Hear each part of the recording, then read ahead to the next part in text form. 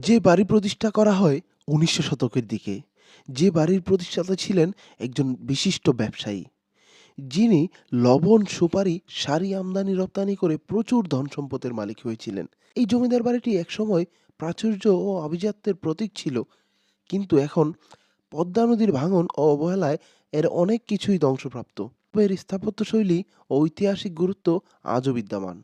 এই জমিদার বাড়ির প্রতিষ্ঠাতা ছিলেন জমিদার যদুনাথ সাহা। তিনি তার ৫ ছেলে-মেয়ের জন্য আলাদা, আলাদা বাড়ি নির্মাণ করেন।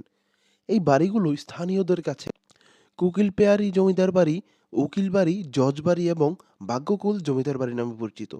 প্রতিটি বাড়ির মধ্যে দূরত্ব প্রায় ৪০ থেকে ৫০ গজ। তবে ভাগ্যকুল জমিদার বাড়িটি এখনও তুলনামূলক ভালো অবস্থায় আছে। জমিদার বাড়ির সামনে দাঁড়িয়ে প্রথমেই চোখে পড়ল তার বিশালত্ব।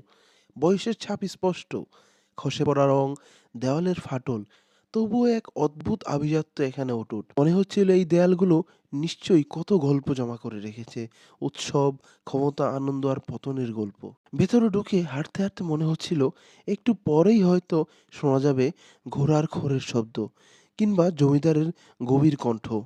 খোলা বারান্দা, বড় বড় কক্ষ আর পুরনো নকশার স্থাপত্য, সব মিলিয়ে জায়গাটা এক ধরনের নীরব সৌন্দর্য বিরাজ করছিল। সময় যেন এখানে এসে থমকে গেছে।